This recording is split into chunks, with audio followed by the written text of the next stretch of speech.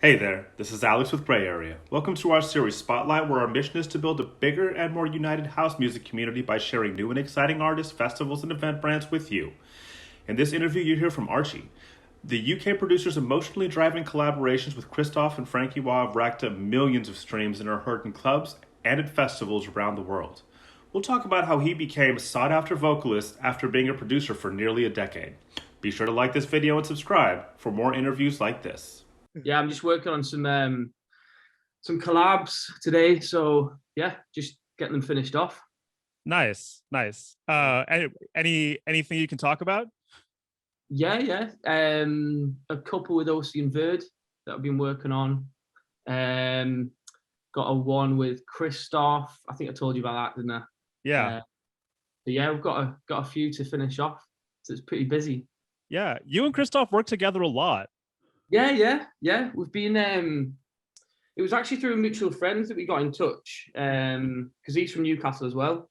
Right. I'm from just outside of Newcastle. So we got in touch about 3 years ago because he was looking for like singers, vocalists. Right. And I'd just started doing vocals because I'm originally a producer. Right. And yeah, so my mate put me in touch with them, and then we started working together. And then we wrote Voice of Silence. That came out 3 years ago now. Right. Yeah, working together ever since. Just like always making tunes. So yeah, it's really good. Works really well. That's super cool when you find somebody that you can work with so well. Because I feel like collabs can be kind of hard because you never know what you're getting into like the first time out. Yeah, you don't know, do you, until you work with them in the studio. I mean, I've been in the studio with many people that it just sometimes it just doesn't work, it doesn't gel. But right. with Cristoph, yeah, it works every time pretty much. So we're always bouncing ideas back and forth. So yeah, it's really good. That's awesome. Yeah. We've got a one coming later on this year on Pride, nice. Called Illusions, that everybody's been waiting for. So that's been in the works for about 2 years now, I think. It's so funny to hear how long it takes a song to come out. Honestly, it's ridiculous. I know. Start an idea, and then literally 3 years later, by the time you hate it, that's what I was gonna say. Yeah, right. Yeah. Like you've played this song. You've played the song to death by the time it comes out, and then you're like, okay, now I have to play this again for the next year because everybody's is back on it. Exactly. We kind of got like that with well, not really with Illusions, but we kind of reworked a little bit, and over the past couple of years, as you do, and it's back to like we've got some new backing vocals on it, and so we're back to loving it again. So we just can't wait to get it out. Yeah, that's great, dude. I kind of want to talk about the fact you mentioned that you just kind of started doing vocals. Yeah, that's so funny because you have a great voice. When did you first? I need a lot of Melodyne. A lot of auto-tune. Well, you have to at least be able to hold somewhat of a tune to support some of the songs that you've done. How long have you been singing for? So, God, I reckon it was when I actually started my Artche alias. So it was initially going to be just like for vocals and stuff. But I've always kind of made that kind of music. But I've had previous aliases in the past. But yeah, I just started kind of making the more melodic techno sound, and it fit with what I was doing with vocals and stuff. So that's kind of why I started doing that. But it must about 3 years now, about 3 years. So I mean, I've been producing for 10. So yeah, I'm more of a producer, but a lot of people know me as a vocalist now. But yeah, that's so funny. You kind of like wandered into a new talent. Yeah. It was born out of like impatience for getting other singers to sing on my tracks and like trying to find good ones. And the hardest bit is trying to find a good writer. So you can find the best vocalists in the world, but if they're not a good writer, and you have to bounce ideas back and forth and stuff, and it's a bit time consuming. So I thought, you know what? I'll do a little demo, and I sent it to my old manager, and I said, oh, by the way, the vocals rubbish. It's just as like a placeholder. Like a stopgap. Yeah, exactly. Right. And he was like, who's the vocalist? That was me. He was like, oh, you need to keep singing. I was like, all right. So I got gradually better and better until I was able to like actually release my own voice with only tracks and stuff. So I really love to hear that, like this was born out of necessity for you. Yeah. Just complete impatience, mate. Right. I like to work really fast. So yeah. it was pretty much like just trying to get vocals down and demos down as quickly as possible. Because I get that many ideas, And the writing portion, where did that come about? Have you always written lyrics? Nope. So is this just another thing that was born out of frustration? I'm just winging it the whole time. I love it. I love that. Yeah, just winging it, mate. So yeah, just write about my own experiences, like relationships or whatever happened to me life at that time, and yeah, that's kind of where I go with it. Sometimes it's just a story that I've made up, or it's just different every time, really. Yeah. Well, I want to talk about The World You See, because it's like a favorite of mine. I love the vocal. I love the tune. It's my favorite vocal, yeah. And where did that? Is there a story that you were trying to tell with those lyrics? What was it? What were you getting at there? That's probably my most meaningful track. So it was made, I think it was June last year. So this track actually came out. It was a pretty quick turnaround from making it to it actually coming out, like less than a year, which is unheard of. That's remarkable. Especially on a label like Prida. So anyways, we me and Cristoph want to make something similar to Illusions, because we actually made Illusions previous to that. Right. Want to make something in the same style. And I'd literally just broken up with my ex like 2 weeks before making it. Wow. So that's pretty much about that kind of experience. So it was I moved from Manchester to Hexham, back where I'm originally from, because it was in lockdown, so I had to move back with my parents. So wow. I just so I moved my old studio into the spare room, and just kind of like used that experience to write about that. It's powerful. Oh, cheers, mate. Yeah. Well, I think the most emotional ones are, though, like some of the tracks don't really have much meaning to them, but I think that one kind of resonated with a lot of people, so I'm glad. And then so me and Cristoph were kind of working on it. I sent him the idea, and he then put his elements into it, and then it was kind of missing something, and that's where Frankie came in and added that 20% and just smashed it. So it was really good. Like, it worked really well, and it was a really fast turnaround, and like I say, it was out less than a year later, so it worked really well. I think it came out at a really opportune time too, because there were so many people feeling so many different emotions when it came out, like feeling all of the things from being in lockdown and from dealing with COVID or dealing with their own personal struggles. It probably resonated with people in so many different ways. Yeah, exactly. Yeah, and it was because it was made in lockdown and then released still, and we're still very much in it, aren't we? So yeah, I think that's it definitely helped the situation in a weird way. Absolutely. If lockdown never happened, maybe that song never got made. So it's true. Absolutely. Silver lining in obviously a horrendous pandemic, but definitely trying to make the most out of it and see the light and stuff. So well done. Cheers. Yeah, cheers. I want to go for Illusions. yes. I am hotly anticipating that one. Yeah. So I know a lot of people heard about you like in 2018, but you've been at it for, like you said, you've been at this for a decade, and as they say, overnight success takes 10 years. I'm the best. Can you tell me more about your musical background and how you fell in love with dance music? Yeah, okay. So there wasn't it was more like a progression from, I'll go right back to the start of when I started actually liking music, if you want. I love that. Yeah.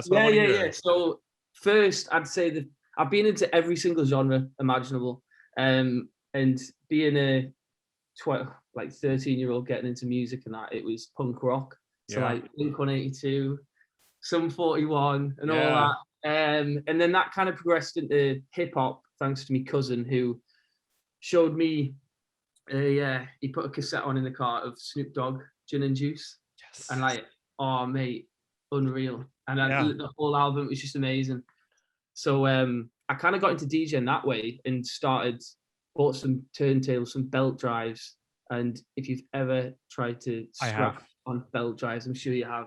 It's just like the hardest way you could ever learn how to DJ is on belt drives. So that's how it started, and then it kind of progressed then into like hard dance and stuff. And that's when I bought some disco lights when I was like a little kid and was going to parties, setting up my whole disco light rig and stuff with my decks. Yeah, I've done it all. And then that kind of progressed into trance. And I think this is when I really started loving electronic music, when it was Tiesto.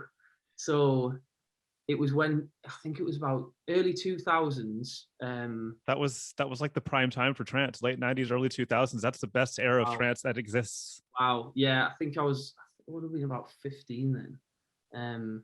Like mid 2000s, about 2007. And I heard his live set at, I think it was Dutch Dimensions. Yeah. And I always remember the one song, Ja Hell Voyage, when he played that. And it was just like, wow, this is amazing. So that's how I got into trance. And I think that I still have those kind of influences in my music, like with the melodies and stuff. I always end up doing kind of trancey chords and stuff like that. And I think that probably is where it's come from. And then that's just kind of like went into like chilled out and into more like house and melodic house and stuff. Yeah, I mean, and here we are today making similar music, you know? Right, absolutely. When I was listening to 10 years ago. It's crazy how like trance went and then it's kind of coming back. Absolutely.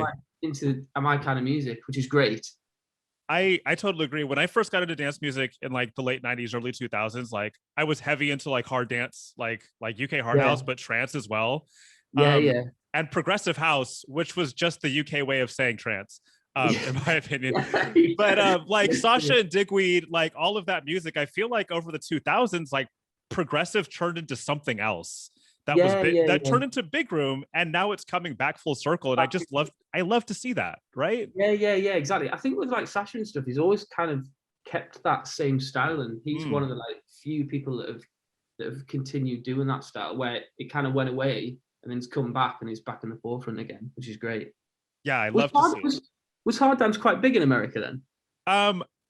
You know, I got into dance music when it wasn't very cool. Like raves were still real underground. We had some like large scale events, but it was still, so I wouldn't say hard dance was like big, but it was big in the circles that you ran in. Like UK hard house, of course, was UK hard house was a big deal. Really? It was a big deal. Like Scott Brown and stuff. Yeah. And I like to say that like Speed House, that's coming out right now. That's UK hard house. Let's not lie to ourselves. All of this stuff is cyclical. Like tech house, exactly. Right? Never really goes. No, right, exactly. Like tech house right now sounds like early fidget house. It's all the same shit. We're just rehashing the same shit over and over and over again. And I'm fine with that. Yeah, of course. Because you get to exactly play the old stuff and that. Yeah, absolutely. I played like an all like early 2000s like electro set a few weeks ago, and it was the most fun I've had DJing in a long time. So that sounds amazing. I wish I'd gone to that.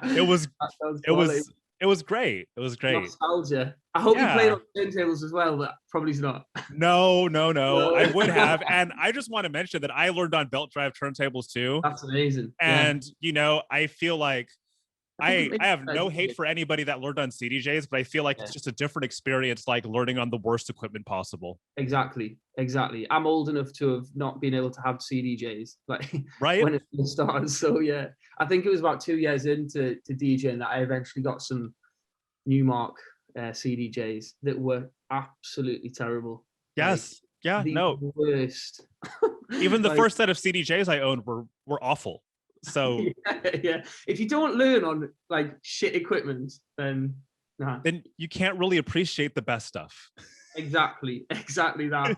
Now we're on 3000 deep CDJ 3000. It's like sync buttons and all that. It's so easy now. And like, you know what, I appreciate that, because like I feel like I don't have to prove to anybody that I know how to beat match or play a set. Exactly. So I do what I want. I'm like, hey, if I want to use a sync button to get it to save a transition, I'm gonna go ahead and do that.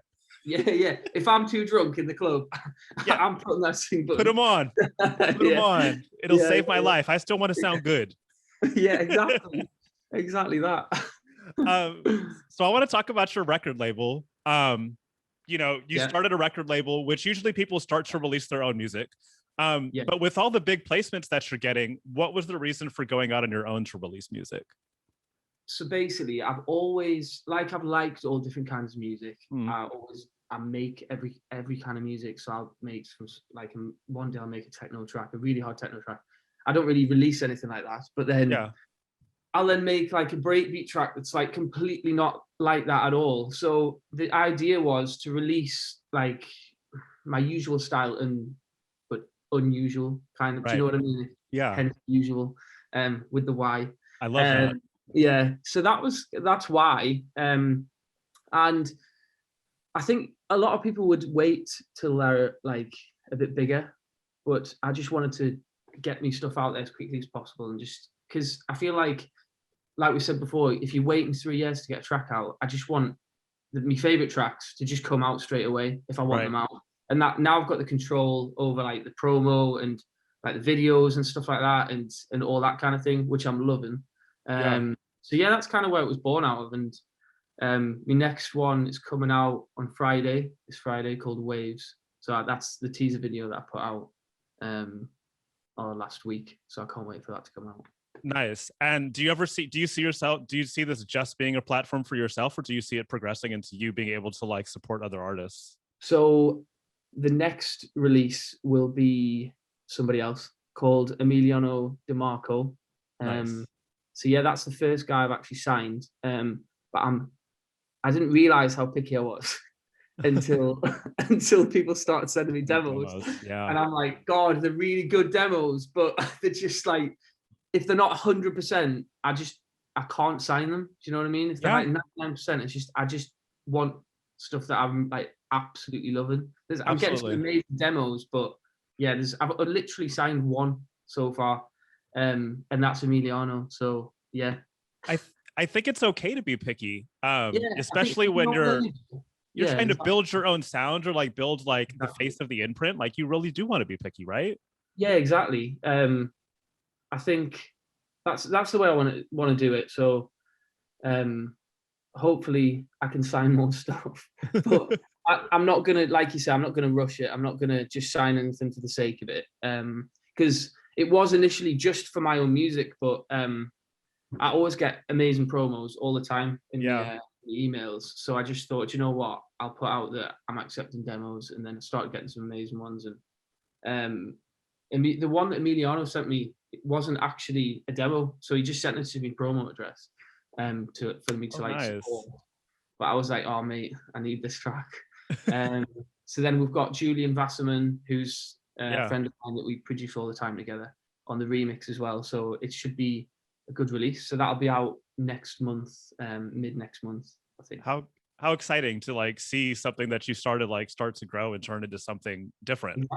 Exactly. I'm actually more like, it's weird, I'm like more excited about promoting this other guy's music than mine. It's really weird, like just because I'm like, I really want to push it. You know what I mean? So and do a lot of promo, and like I say, now I've got control over it. I can do that, and like radio plugin and like music videos and stuff. I think I'll just stick to making music videos for myself at the moment, until we kind of get a little bit bigger, because the one that Emiliano's releasing next month is a bit more like drive and a bit more progressive, whereas the one that I've made, the one that I'm getting released on Friday, is more, I'd say, more of a radio track, so it lends itself, and a vocal track, so it lends itself more to a music video. So that's why I really want to do that. And how like involved are you in the music video making process? Everything. I was videoing it. That's all you. So we've got the dancer, which isn't me. Right, obviously. So it was definitely done on a budget. So so I put on the Instagram just looking for a dancer, and an agency got in touch with me just from my story, and said we can sort that, because I wanted like a contemporary dancer. So we got her down, and my mate's a facilities manager, and he let me hire the warehouse out for free. So that's so fortunate.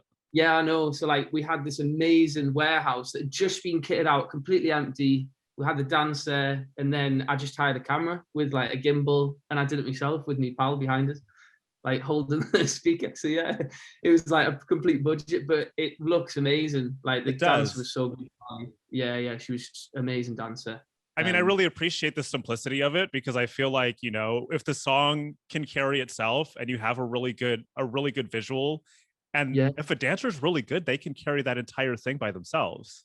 exactly. So I was like worried about like, oh, will it get boring and that? Because it's just literally just a dance in a warehouse. But when it all got edited, it was just like amazing. As soon as she started dancing, I was like, oh, this is going to be class. It's going to be really good. And yeah, once it was all edited and color graded and that, which I did, like something myself, learned on Adobe Premiere Pro. That was it. So yeah, like from, I think it was about 2 weeks before the release, I was like, I really want to do video. And then yeah, it was done after 2 weeks, and I can't wait to get it out. So that'll be out, I think, Monday after the tracks out on Friday. So that'll be on YouTube for everybody to see. Exciting. That's really exciting. Yeah, can't wait. Nice. I'm so excited. Hopefully everybody likes it. Yeah, no, I love the Instagram preview. So I'm excited to see the whole thing. Yeah. With the like, yes, the art going in and out. Yeah. It looks great. Yeah. I want to talk about you developing tinnitus, because I feel like it's possible that a lot of artists have this issue. And I feel like people protecting their hearing is not something that's talked about often enough, considering how loud we listen to music, not just like out in the world, but in the studio too. Anybody can develop it. Like you could literally not even listen to loud music and develop it randomly. Just sat there and all of a sudden you start ringing, it never goes. So mine started, and I'm telling all my mates all the time, wear earplugs, because as soon as you've got it, you don't realize how bad it is. Like you can have it at quite a low volume, right? Like it is, but as soon as it's kind of like prominent in there, it's like it's so hard to get rid of. So I got it in lockdown randomly, which is really weird. I wasn't listening to any loud music. Oh, wow. I mean, I used to put me headphones on, crank it full volume, and just listen to me tunes for ages. But I wasn't really doing that in lockdown. And all of a sudden, I think I was going down to London to do writing sessions, and the night before, I just got this really loud ringing, and I was sick because I've always had it quite low for years and years, but almost to the point where you don't even notice it. It's like, oh, right. Is that ringing? Is that ringing? And then it got really loud, and then I just knew it wasn't going to go, and it didn't go. So I started doing meditation and stuff like that to try and get rid of it. And it did help loads. It's crazy because I'm the most pessimistic person in the world when it comes to stuff like that. Right. But once you get the knack of it and controlling your breathing and stuff and focusing, it's insane. Yeah. So it's honestly, it just takes you in another place. And it really helped. Listen to binaural beats and stuff on Spotify, just focusing on the tinnitus. Yeah. Because obviously it's not there. It's not. You've just got to rewire your brain into thinking it's your friend. It's not there to cause you pain. Yeah. And that's the way it kind of do it. So after about a couple months, it completely, I just wasn't noticing it all. Yeah. And then I stupidly went to a club night and didn't put my earplugs in. And it was really bad. And then it's continued on that loudness, but it doesn't bother me as much now. It's weird. It wasn't as loud when I first got it in January. Right. But it bothered me way more. It was insane. Not depression, but it was close to that because I was just so down. Because I was thinking I'm never gonna be able to go into a club without earplugs. I'm never gonna be able to DJ without earplugs, or listen to loud music. Right. And then you kind of get used to it and stuff. And then Sunday I went out, and I must have lost my earplugs halfway during the night. And last night and I think it was yesterday and today has been really loud, but it's slowly going as you calm down about it. It's so weird how you stress plays a massive part in it. But yeah, it's I implore everybody, not just DJs, but even people going on nights out, to always wear earplugs. Yeah, I was fortunate enough to get gifted a pair of custom earplugs. Awesome. From being working backstage at a festival once, and it's the single greatest gift I've ever been given at a festival, because just having them in my backpack, I'm like, oh, I put them in. I'm like, first of all, they're so comfortable.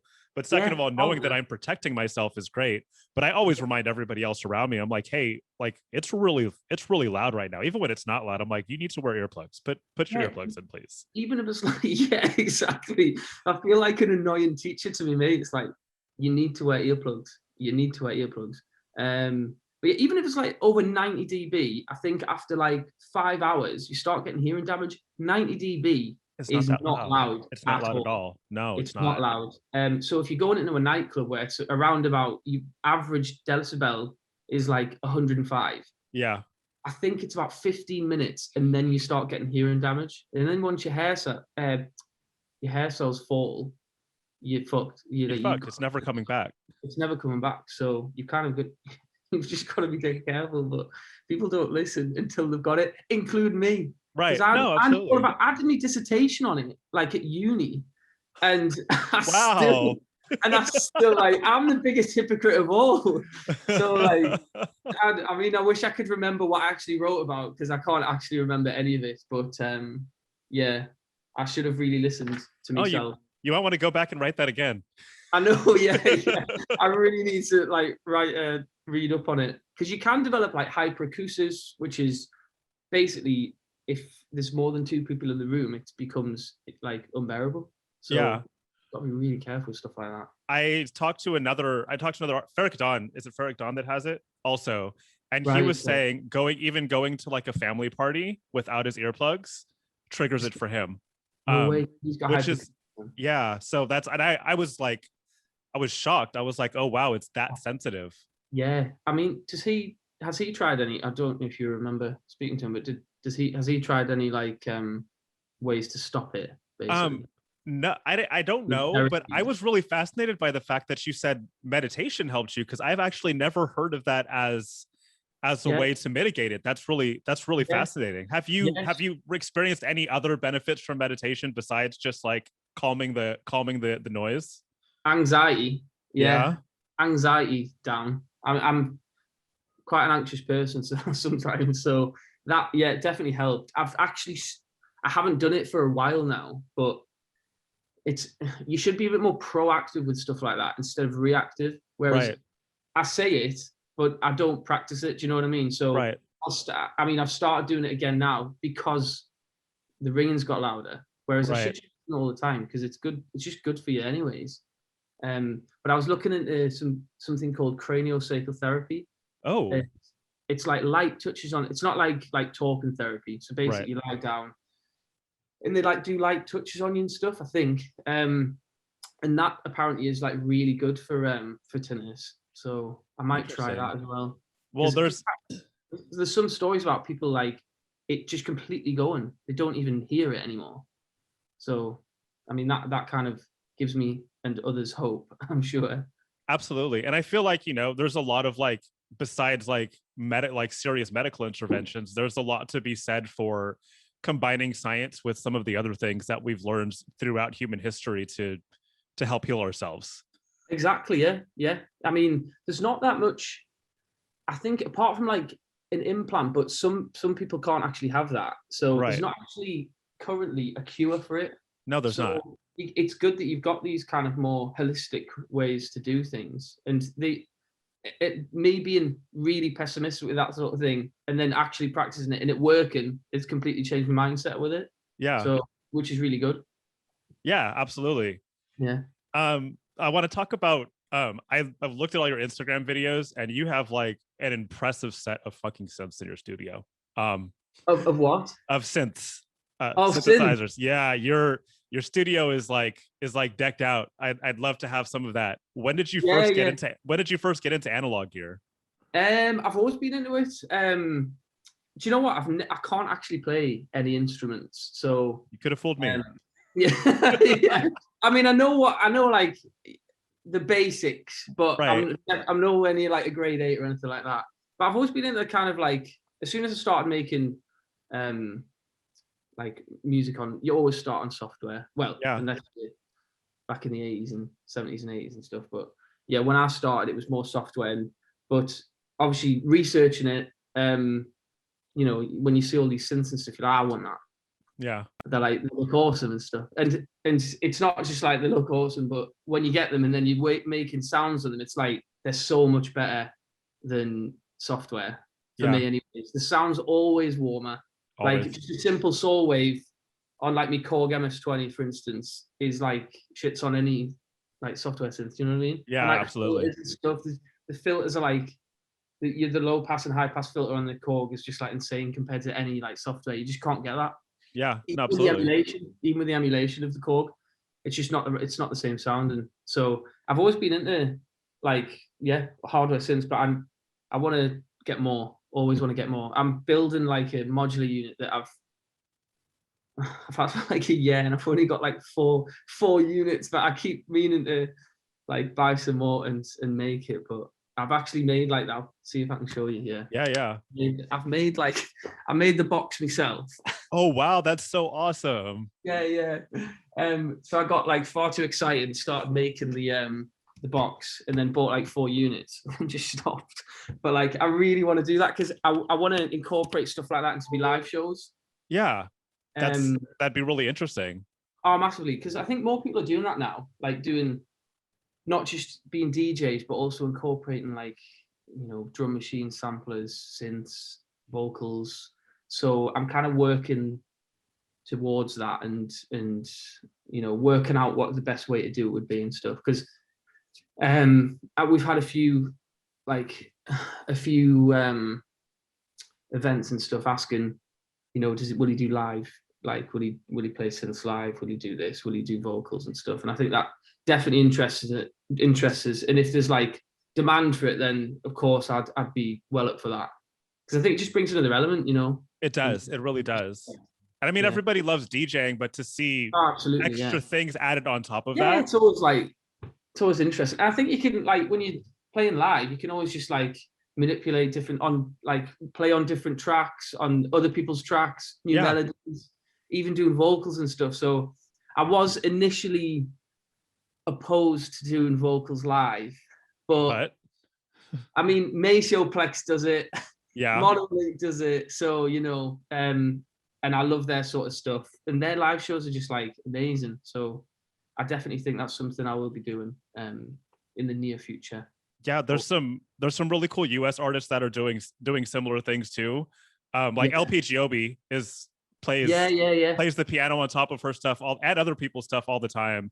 That's amazing. And there's another artist, Kazmalia, who has an incredible voice and just started singing over the top of her sets. And it just adds like adds a really fun element to your DJ set, especially if it's stuff that you've already done live in the studio, because it's like I get to see them do the thing that I'm hearing. Yeah, exactly. I think I'd like to, like, I don't know how it would go down, but like sing other like people's music over like instrumentals and stuff, like new wave stuff. I love all like that 80s stuff. I've grown up with that with me dad, always listening to like Depeche Mode and New Order and stuff like that. So yeah, that's very clear in your voice. That I know, everybody says that. I don't hear it. I can't compare myself to Dave Gahan of Depeche Mode, but other people do. That's okay. Let other people do it. I know, yeah. I'm like, no, what? No. Tell me more. Yeah. Stop, but carry on. Yeah. So like, yeah, basically, I'd love to do that sort of thing. I think nobody really does that either. So, but I don't know how it would go down, me singing like other people's music and stuff. But I think if it's like old cool 80s new wave stuff. Well, you know, people like covers and people like remixes of old songs. So who's to say it wouldn't be cool to like marry the two and do that in a live setting? I think it'd be kind of cool. I think I'd only do improvised stuff as well. Yeah. I wouldn't have like a plan of, right, I'm going to play this here. Yeah. I'm going to play that there. Because I wouldn't really, obviously with live sets, I think it's more uniform. People know what they're going to play. Right. I think I'd still always have CDJs with my USBs and then kind of either manually beat sync or like with the drum machines and stuff and just jam basically. Because I think that's a bit cooler. I don't know. I think it would be a bit more interesting than just like having a uniform set. Yeah, no, I love that. I'd love to see that, and I'm sure other people would too. Watch me crash and burn though. Like just random chords. That could happen. That could happen, but hey, I'm gonna risk it. Yeah, you might as well, right? There's no Exactly. rewards without risks. Exactly. Why not? And then Right? when it does crash and burn, I'll go back to a uniform set. Yeah, No, exactly. Or you could just blame it on the equipment. yeah, exactly. It's not my fault. What's wrong with this thing? Yeah, exactly. Yeah. I always like to end my interviews by asking what excites you about the future of dance music. I think going back to with the music and that going full circle. So always having music that you can play like from the early 2000s and it will come back. Yeah. So like, I think that's exciting. And I think near future, it's exciting that we're finally, I don't know what it's like over there, but we're finally out of lockdown. Yeah, we are. And you can actually party and have a good time again, which is amazing because it's been like the worst year ever. No, absolutely. Well, in our lifetimes anyways, I don't think ever, but Right. I think there's been worse years. But yeah, like that's really exciting that we're finally able to like actually go out and listen to music again, you know, in a good setting. Yeah, I missed hearing it loud, even with my earplugs in. Yeah, exactly. So yeah, with earplugs. Yes. Never forget that. Everybody watching this with earplugs. Wear your earplugs. Yeah, exactly. But yeah, and I just can't wait to get out and play. The next one is on the 27th with Cristoph in Newcastle. Oh, and beautiful, a hometown set. Yeah, which is one of the best crowds, of course. And it's where actually my first gig was digital. So, and that I was pretty much thrown in the deep end then because I was a young kid and I'd never played to a crowd. And digital's like the biggest club in Newcastle, so it's good to be back then and play. And the crowds are always amazing. So, and I'll finally be able to play my own music that I haven't been able to play out yet. Yeah. You know? How exciting to be able to hear that for the first time on like a big sound system too. Exactly, but I'm before Cristoph, so unfortunately I can't play Illusions all the way you see because I gotta hold on to that one for him. No, you gotta let him. I'll be there in the DJ booth, like ready to go. So yeah, exactly. Well, I'm excited for you. I'm excited that you finally get to go out and get back to DJing again. Because I know how exciting that is. I've played a couple of, I think 3 now, like fully on live set, like full out. So is it full every no restrictions at all where you are, or is it like each state differently, or? So most states have gone back to no restrictions.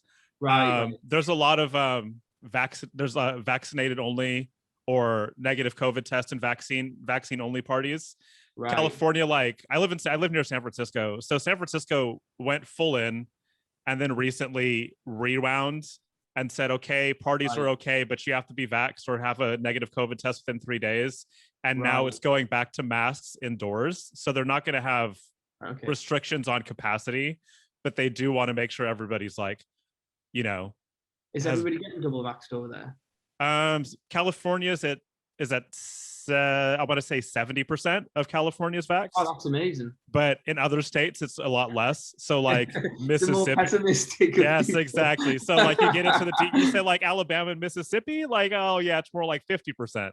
Yeah. But really? Yeah, like states like New York, California, the coastal states are all pretty far up there.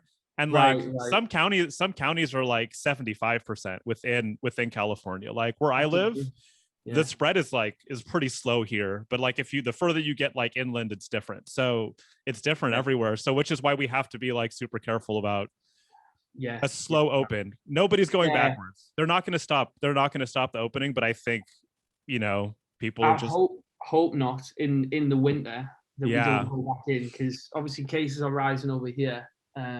I think they're actually dropped. Well, there was a little bit of a drop last week. I don't know what they're like now, but obviously the deaths are way down and stuff. It's just I hope that it doesn't rise in the next 2 weeks. Obviously, it's only been open for 2 weeks, so I'm guessing we'll get more deaths and more cases because of the clubs being open.